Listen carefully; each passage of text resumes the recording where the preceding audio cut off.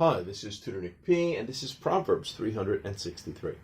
Proverb today is too many chiefs and not enough Indians. Okay, somebody wants a screenshot. Do it right now. Let's get right to it. You may also hear this phrase as all chiefs and no Indians, or too many chiefs and not enough braves. Okay, let's continue. If someone says too many chiefs and not enough Indians, it means there are too many people trying to manage or oversee something and not enough actual workers or laborers to get the work done. It is very similar to the idea of the proverb, too many chefs spoil either the broth, the stew, or the soup. So you could hear that phrase any of those three ways. All right, let's continue. Some claim the proverb may be racist, but many others don't agree. Even the Native American Tribal Organization does not consider it offensive.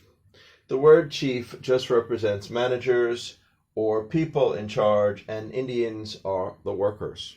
Okay, good. The phrase dates back to the early 1900s. Some of the earliest citations date back to the 1940s after the war. It was used to mean that they had too many colonels in relation to regular soldiers. Yeah, probably after the war ended, a lot of the colonels, they had higher status. They were probably more like career soldiers. So they probably stayed on, but a lot of the regular soldiers went home. So suddenly you probably had a lot more colonels or officers in comparison to the amount of, regular soldiers. Okay, let's continue. So number one here.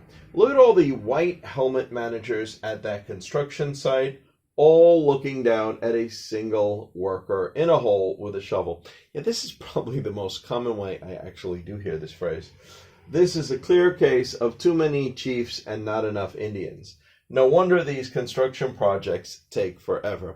Yeah, I don't know if you've ever passed one by, and they're always up there for weeks, and a lot of times everybody knows that the construction workers that are wearing the white helmets, those are the managers or the upper level people, and the other ones wearing the other helmets, other color helmets, are the actual workers. So usually you can tell, and a lot of times actually you always see them just stand around, have their arms folded.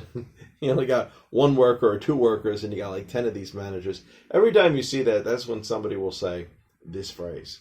All right, let's go on. There are too many managers arguing about what action to take next.